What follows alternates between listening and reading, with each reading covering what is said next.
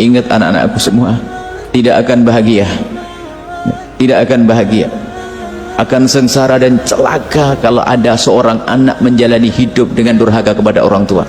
Nggak ada yang bisa nolong, biarpun dia ketemu tambang emas akan hancur sengsara dia. Harus dihukum oleh Allah di dunia sebelum di akhirat. Ingat anak-anakku semuanya, orang tua sudah ditentukan oleh Allah, wa qadha rabbuka alla ta'budu illa iyyah wa bil walidaini ihsana. Ibadahlah hanya kepada Allah dan ingat kepada orang tua harus baik. Nanti kalau ada kesempatan untuk kembali atau telepon, kita harus memulai anak-anakku dengan lemah lembut dengan beliau, tutur kata yang lembut.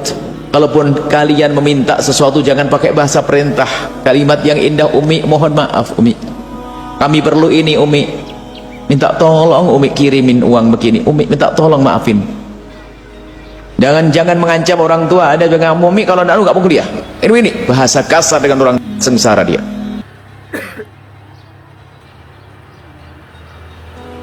Mungkin ada orang berkata, aku dengan baik ibu saya nggak baik, tapi aku sukses bisnis saya. Oh tunggu, akan hancur.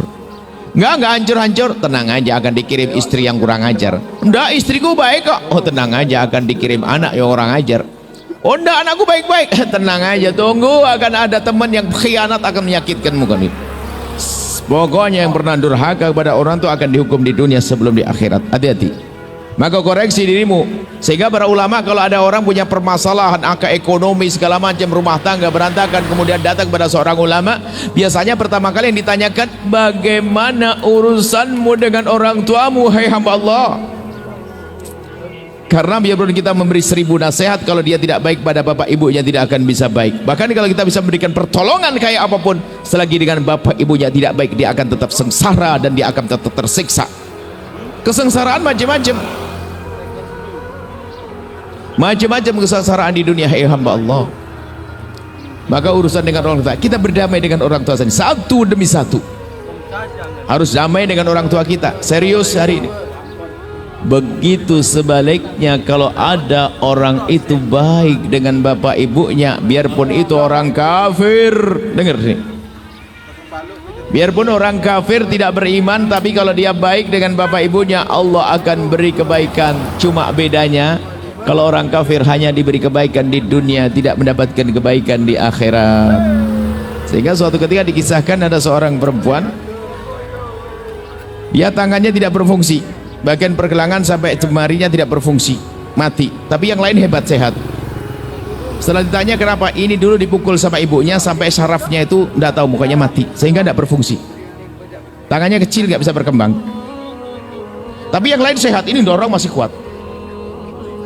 Dan dia sukses di usia sangat muda. Dia tidak beriman kepada Allah, dia sukses.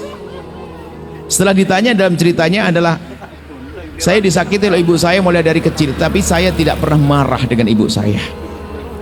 Sampai hari ini pun saya tetap mengabdi kepada ibu saya dan saya dorong kursi roda ibunya.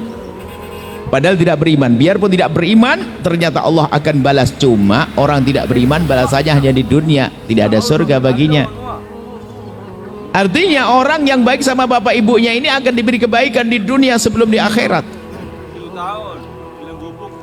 Begitu sebaliknya, orang yang tidak baik kepada bapak ibunya, oh akan sengsara di dunia. Hati-hati urusanmu dengan orang tuamu, hati-hati. Tolong perhatikan dirimu sendiri.